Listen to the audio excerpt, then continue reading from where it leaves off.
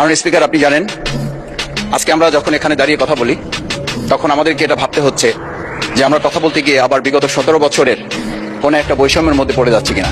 কিন্তু আমাদেরকে এটা ভাবতে হচ্ছে, আমরা যখন এখানে দাঁড়িয়ে কথা বলছি, আমাদের কথা বলার সময় শহীদ শরীফ ওসমান হাদি ইনসাফের পক্ষে কথা বলার সময় বলেছিল, আমার প্রতি যে জুলুম করবে আমি তার সাথেও ইনসাফ করতে চাই।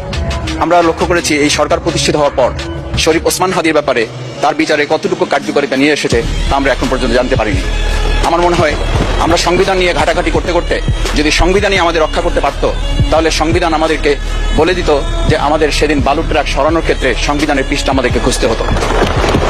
সংবিধান যদি আমাদেরকে রক্ষা করতে পারত, তাহলে 72-এর সংবিধানের আলোকে আজকে আমাদের এখানে থাকার কথা না, আমি শফিকুল ইসলাম মাসুদ আমার এখন জেলখানায় থাকার কথা। সংবিধান যদি মানতে হতো, তাহলে আমাদের মাননীয় প্রধানমন্ত্রী বাংলাদেশে থাকার কথা না, অন্য দেশের বাইরে থাকার কথা। সংবিধান মানতে হলে বর্তমান স্বরাষ্ট্রমন্ত্রী এখন দেশের বাইরে থাকার কথা ছিল। সংবিধান মানতে হলে যে বাচ্চাদেরকে আজকে এখানে শিক্ষা দেওয়া হচ্ছে, দীক্ষা দেওয়া হচ্ছে, কিংবা তাদেরকে কোনো কোনো ক্ষেত্রে জাসদের সাথে তুলনা করা হচ্ছে, সেই বাচ্চাদের নিয়ে আমরা এই সরকার দলের লোকদেরকে, সরকার দলের সম্মানিত নেতৃবৃন্দকে আমরা চোখের পানিও ফেলতে দেখেছি। আবার কাউকে কাউকে কথা বলতেও শুনেছি যে এই সমস্ত বাচ্চাদের, আমরা তাদের শিক্ষার্থীদের আন্দোলনের সাথে আমাদের কোনো সম্পর্ক ছিল না। আমরা খুব লজ্জিত হই মাননীয় স্পিকার, আমাদের এই বর্তমান সময়ে আমরা যদি এটা খেয়াল করি যে আমাদের বাংলাদেশের এই বর্তমান প্রেক্ষাপটটা নতুন করে এখন যে গণভোটের যে আজকে ন্যায্যতা অন্যায্যতা, সাংবিধানিক পৃষ্ঠা, লাইন, অক্ষর, দাড়িকমা আমাদেরকে শেখানোর চেষ্টা করা হচ্ছে, যদি সেটা হতো তাহলে বাংলাদেশ জাতীয়তাবাদী দলের সম্মানিত মহাসচিব তিনি কয়েক হাজার পুলিশের বেষ্টনীর মাঝখানে একা একটা মোবাইল নিয়ে তাকে আমরা দাঁড়িয়ে থাকতে দেখেছি, তখন সংবিধান আমাদেরকে রক্ষা করতে পারে নাই। কারণ স্পিকার, আমি 350 মামলা নিয়ে 7 মাসের ব্যবধানে, আপনিও আমার 2-1টা মামলাতে আপনি আমাকে সহযোগিতা করেছেন, সেটা এই সুযোগে ধন্যবাদ জানাতে চাই। আমার 350 মামলা জামিন করতে 7 মাস সময় লেগেছে, আমার বের হতে সময় লেগেছে 4.5 বছর। আমি সেই 4.5 বছরে 3বার রিয়ারেস্ট হয়ে 2বার গুম হয়েছি।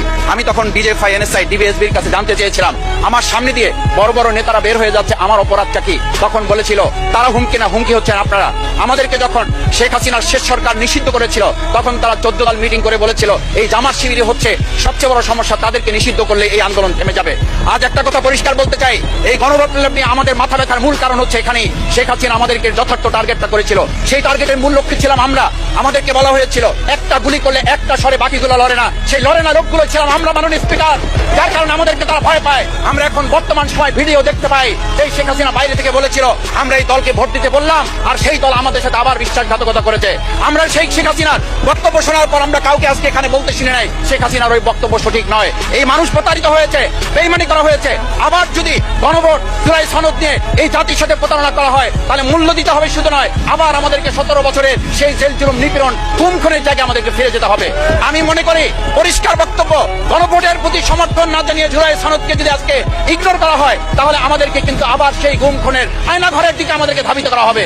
আমি মনে করি গণভোটের বিরোধিতা করার অর্থ হচ্ছে আমরা আয়নাঘরকে সমর্থন করতে চাই। গণভোটের বিরোধিতা করা মানে হচ্ছে 70% মানুষকে আমরা অনিচ্ছভাবে তাদেরকে আবার ধিক্কার জানাতে চাই। আমি এখানে স্পষ্ট বলতে চাই, আপনারা যেমন 51% সমর্থন নিয়েছেন, 70% প্রায় জনগণ কিন্তু গণবিপ্লবের গণভোটের পক্ষে তারা রায় দিয়েছে।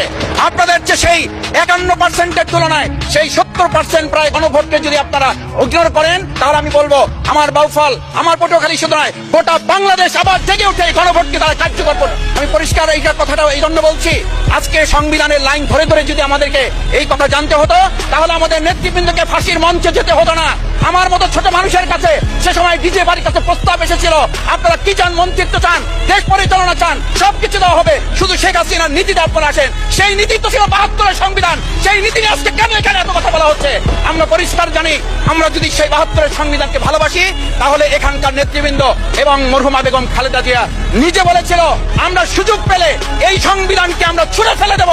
সেই সংবিধানের প্রতি আজকে বর্তমান সরকারি দলের কেন এত প্রেম জাগ্রত হয়েছে, এটা বাংলাদেশের মানুষের জানার অধিকার আছে।